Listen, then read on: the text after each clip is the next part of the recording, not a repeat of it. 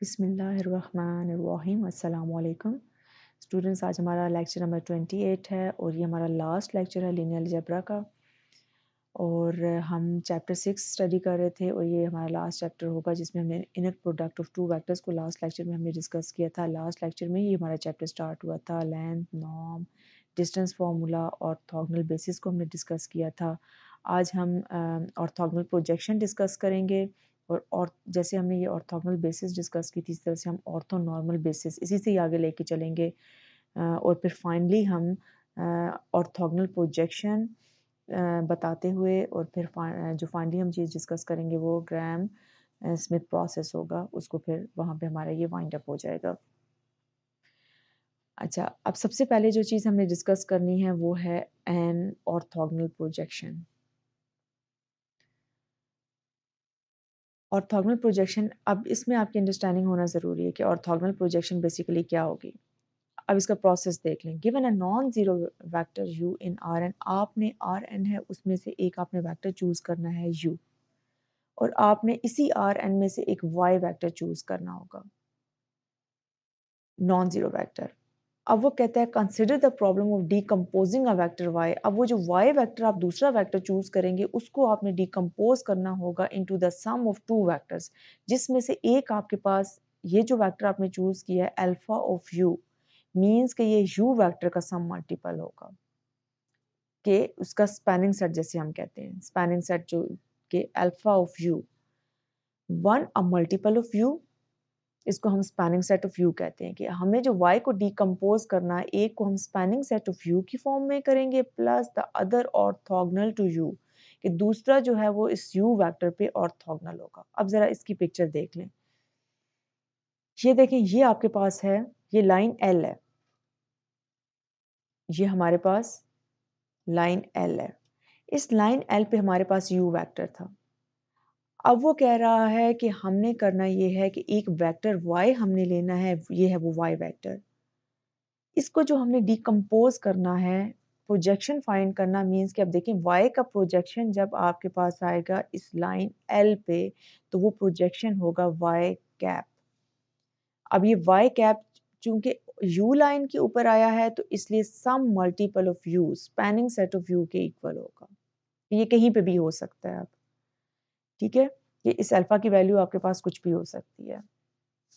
इस y का projection on the line L, या आप कहेंगे projection of y on u, वो किस तरह से होगा। अब जब y का प्रोजेक्शन आप u पे लेके आ रहे हैं, अब ये देखें ये जो y है अब हमने बेसिकली इसको डिकम्पोज किया है into sum of two vectors. तो एक वेक्टर आपके पास होगा जो इस u पे, इस u या आप कहें इस लाइन L पर ऑर्थोगोनल होगा और दूसरा जो होगा वो सम मल्टीपल ऑफ u होगा जिसको हम स्पैनिंग सेट ऑफ u बोलेंगे। मीन्स कि हम ये कहेंगे कि जब हमने y को डिकम्पोज किया तो एक तो आपके पास आ गया स्पैनिंग सेट ऑफ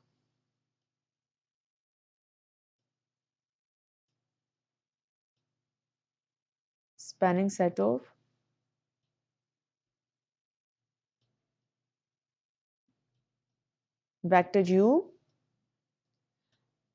ठीक है, उसको हम ये बोलेंगे y कैप, प्लस दूसरा जो आया वो आपके पास आया ऑर्थोगोनल टू u पे जो ऑर्थोगोनल है। अब वो यहाँ पे लिखने के लिए पहले मुझे उसे फाइंड करना पड़ेगा। अब ये वो लाइन है ना ऑर्थोगोनैलिटी वाली, ये देखें इसके पैरेलल ये वाली आपके पास लाइन आ रही है। अब इसको हम कह देते हैं z, इसको हम z बोलेंगे। अब ये z किसके इक्वल है, ये अगर इस लाइन को मैं कह देती हूँ कि जो मेरे पास लाइन ऑर्थोगोनल टू u आ रही है वो लाइन है बेसिकली z, इसको मैं यहाँ पे कह देती हूँ z। इन दो में मैंने इसको, और z क्या है, orthogonal to the line L या orthogonal to the vector u पे ये ऑर्थोगोनल है। दूसरा कंपोनेंट क्या है, सम मल्टीपल ऑफ u, और एक फैक्टर है, एक आपके पास है इसका फैक्टर वेक्टर जो है वो ऑर्थोगोनल टू u और दूसरा है मल्टीपल ऑफ u जिसको हम स्पैनिंग सेट ऑफ u बोलते हैं।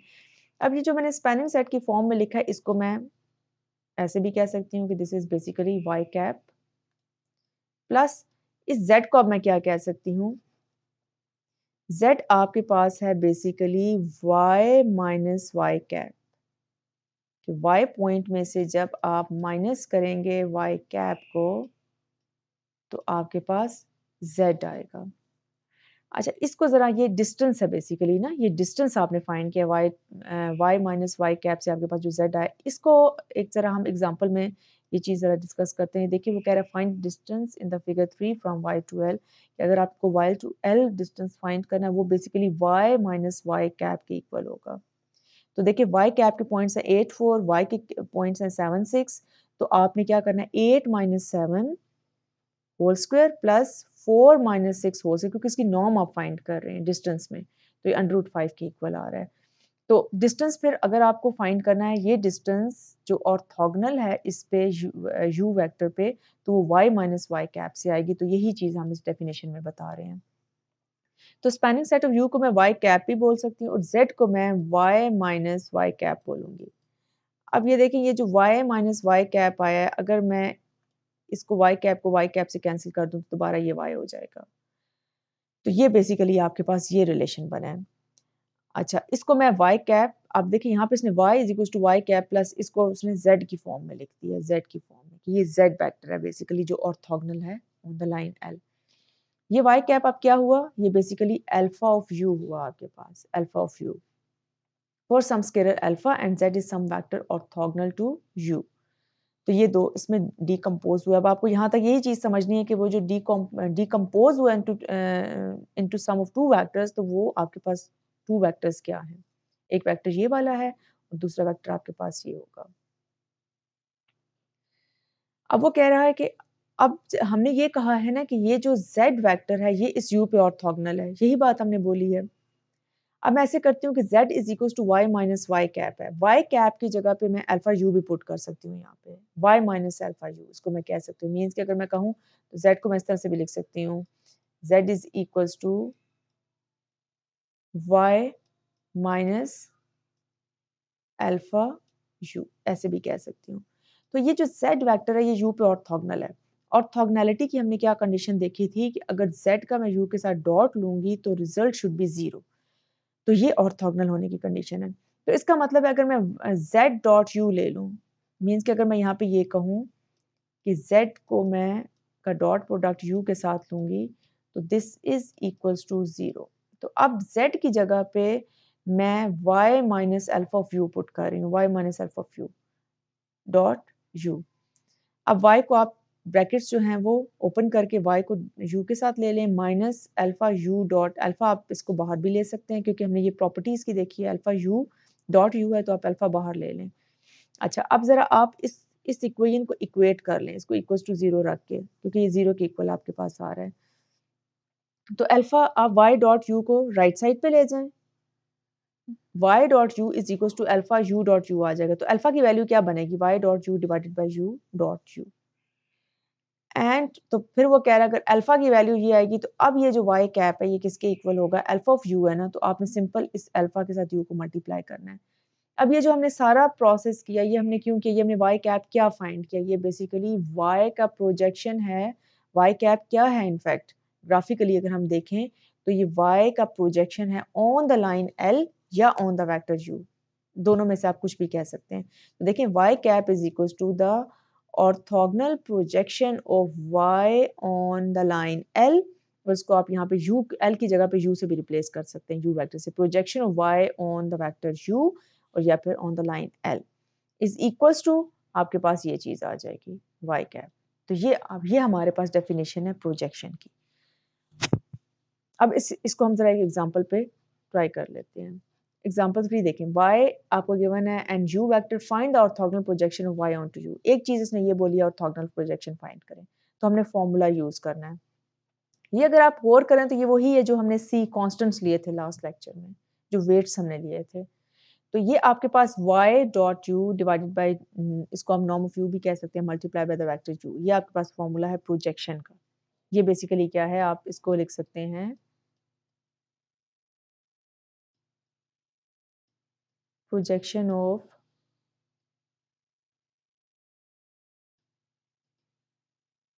projection of u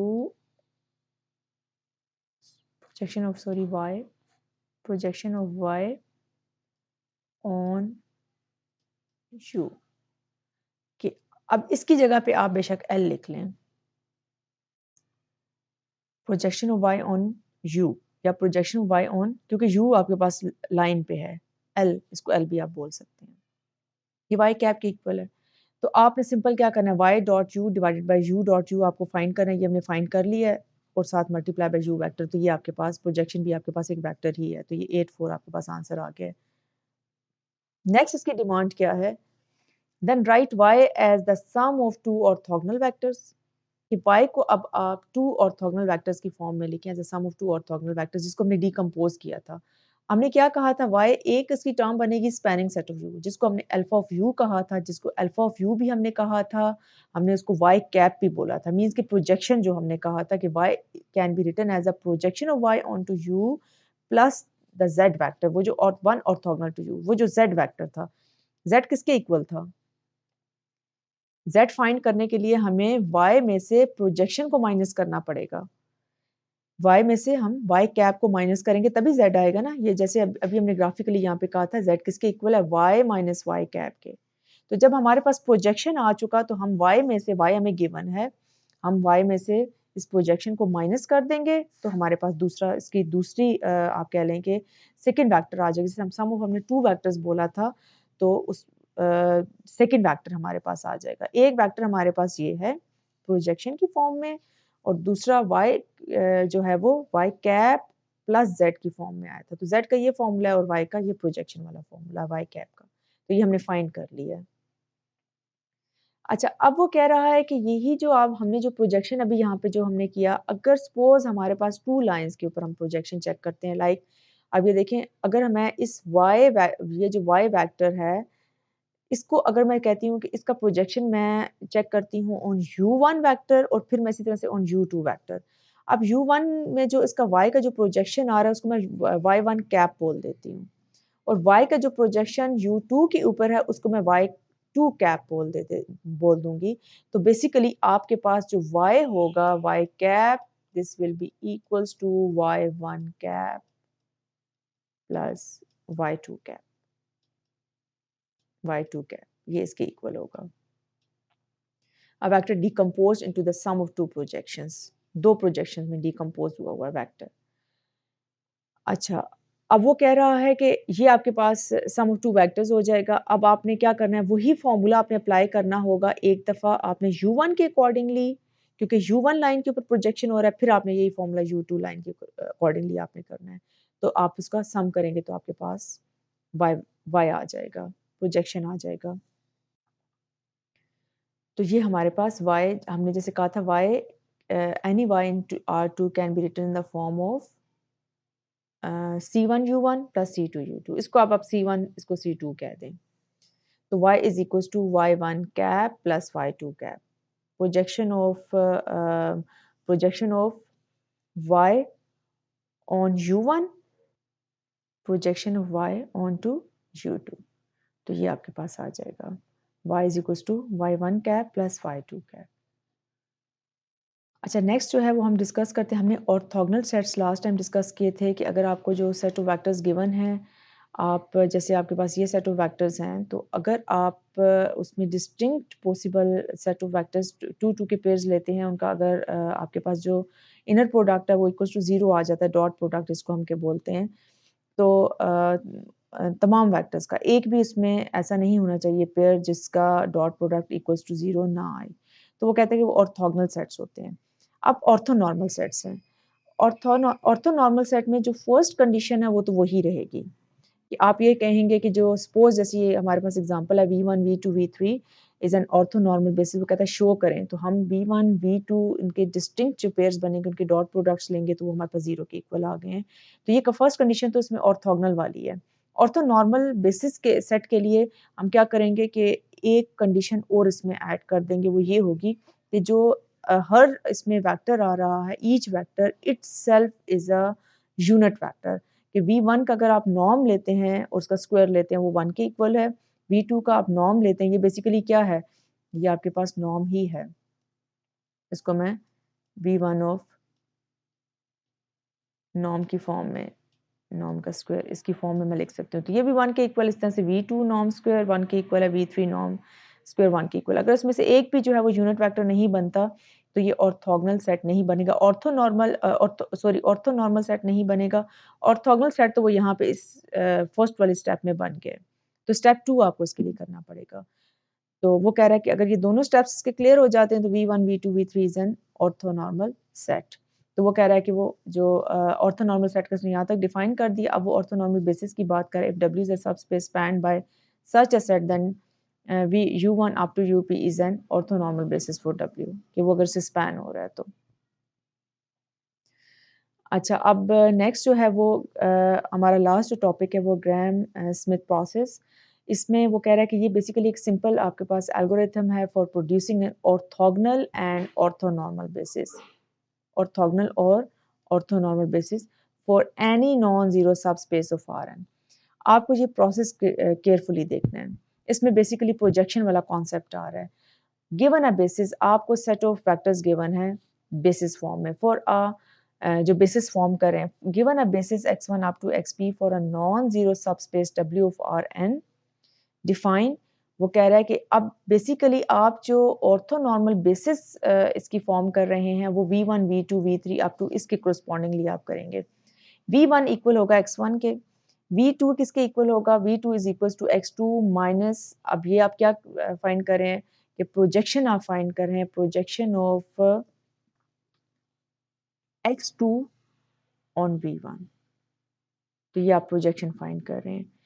तो इसको लेकिन अब जो हमने x1 अप टू xp है ये W में से हैं, तो अब इसको हम एक और तरह से भी लिख सकते हैं। ये देखें x2 minus projection of x2 on W1। अब ये जो W1 है बेसिकली आपके पास जो स्पैनिंग सेट ऑफ V1 है वो स्पैनिंग सेट ऑफ x1 के इक्वल होगा। ये हम एंड पे डिस्कस करते हैं इसको। तो आप इसको ये आपके पास प्रोजेक्शन है, ये V1 एक्चुअली आपके पास x1 है, तो x2 का x1 पे या हम कहेंगे x2 का V1 पे हम प्रोजेक्शन देख रहे हैं।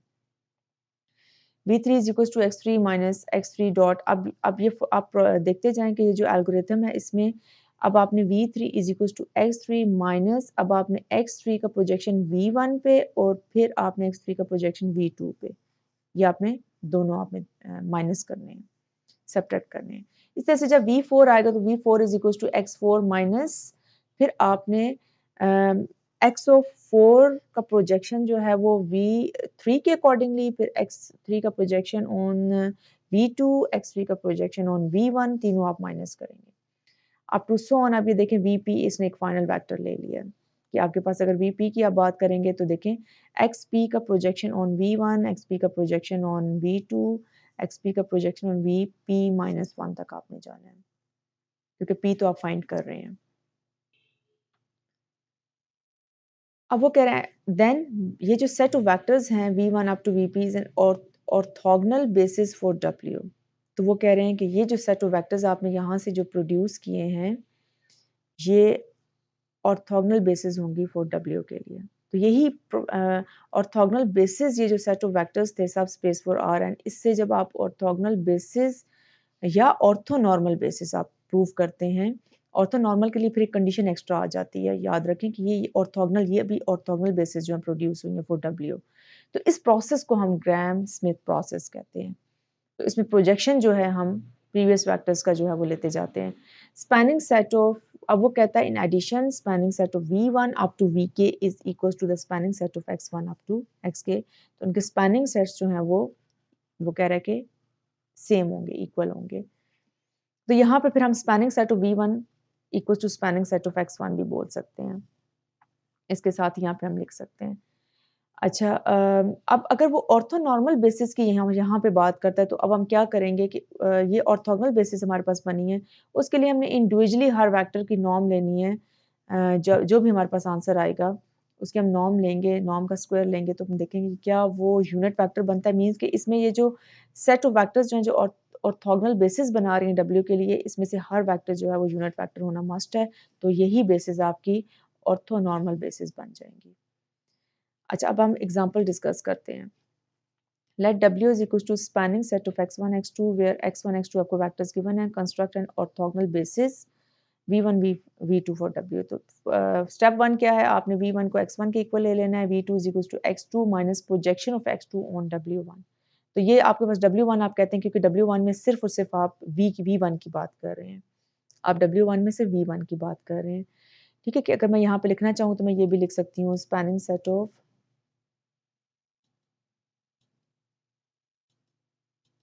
V1 is equals to the spanning set of X1,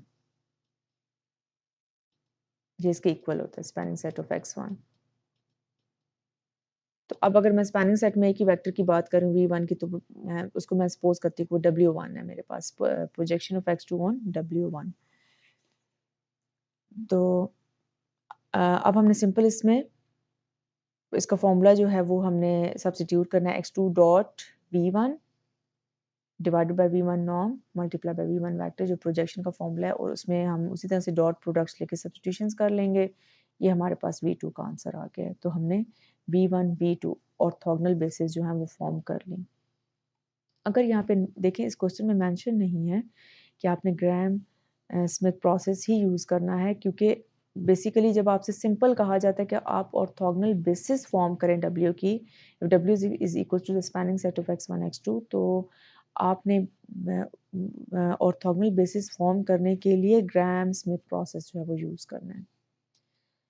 अब एग्जांपल 2 देखें, इसमें 3 वेक्टर्स हैं, तो इट मीन्स के 3 वेक्टर्स के कोरस्पॉन्डिंगली हमारे पास जो ऑर्थोगोनल बेसिस बनेंगे उसमें V1 V2 V3 होगा। तो फॉर्मूला वही होगा V1 equals to X1 and W1, वो W1 कह रहा है spanning set of X1 and equals to spanning set of V1, इसको वो कह रहा है W1, वही यहाँ पे W1 वो यूज़ करता है। हम सपोज कर लेते हैं this is W1। X2 minus ये आपके पास प्रोजेक्शन का फॉर्मूला, ये V2 आप उसी तरह से फाइंड करेंगे। X2 का प्रोजेक्शन है ऑन V1 और ये आपके पास V2 आ जाएगा। अब वो देखिए, ये कह रहा है V2 is the component of X2 orthogonal to X1, कि V2 जो है X2 का कॉम्पोनेंट है ऑर्थोगोनल टू X1। देखिए ना, हम जो कॉम्पोनेंट का जो हमारा था कि हम डिकम्पोज करते हैं, बेसिकली वो ये कहना चाह रहा है कि X2 डिकम्पोज हुआ है V2 plus projection of X2 plus on W1 की फॉर्म में या V1 की फॉर्म में। ये आपके पास सम आया है 2 वेक्टर्स का। तो अब वो जो ऑर्थोगोनल होता है, जैसे V2 is the component of X2 orthogonal to X1, तो अब आपके पास ये जो V2 आया है, अगर आप इसका X1 के साथ डॉट प्रोडक्ट लें तो वो इक्वल्स टू 0 होगा ऑर्थोगोनल। ऑटोमेटिकली वो ऑर्थोगोनैलिटी जो है वो प्रूव हो जाएगी, वो जैसे हमने अल्फा फाइंड किया था।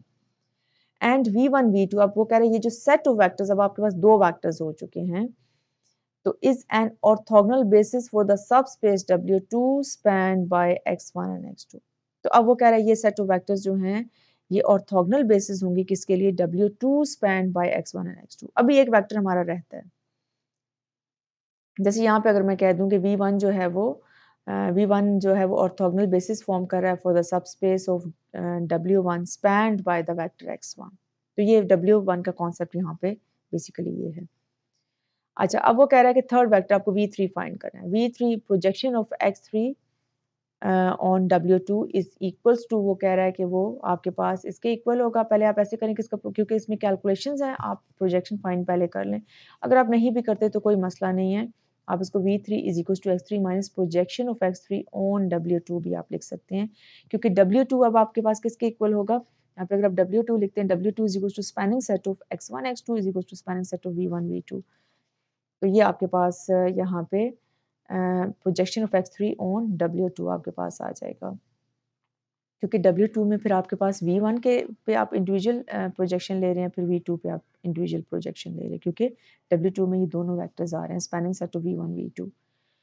तो ये अब आप इसको इसकी कैलकुलेशंस कर लें तो आपके पास ये आंसर आ जाएगा V3 का।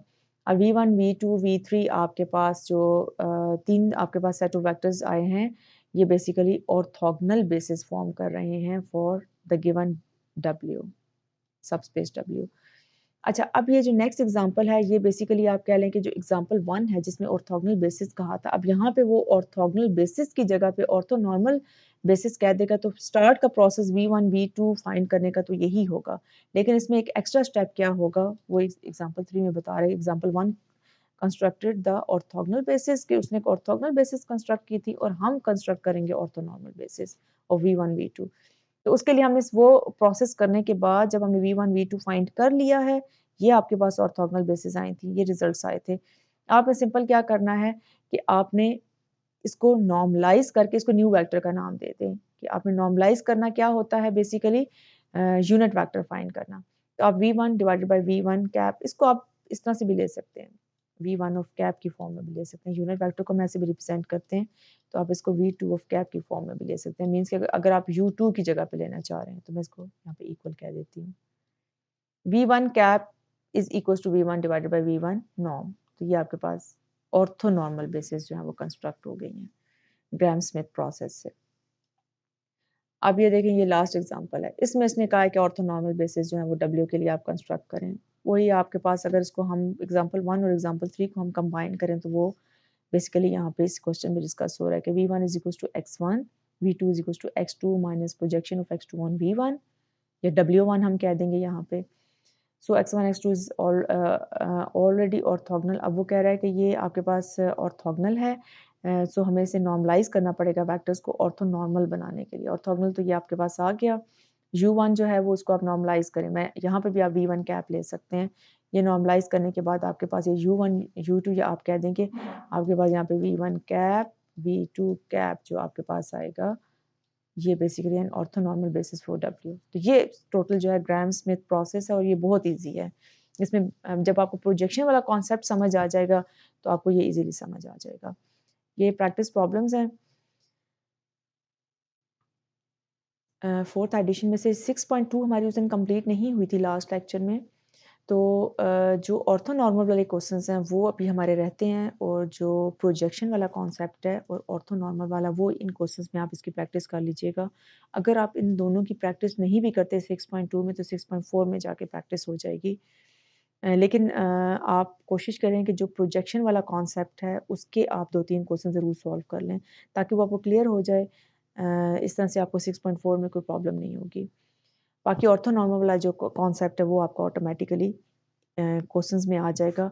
लेकिन ये 2, 4, 6 क्वेश्चंस जो हैं ये सिर्फ आपसे जो एक्सरसाइज है उसमें ऑर्थोगोनल बेसिस जो है वो डिमांड कर रहा है, लेकिन आप उसको ऑर्थोनॉर्मल बेसिस के लिए भी सॉल्व कर लें।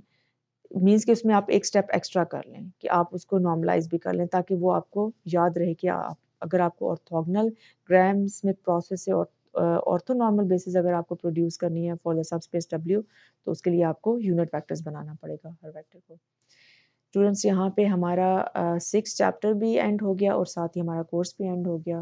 Wish you all the best. Thank you so much. अल्लाह हाफिज़।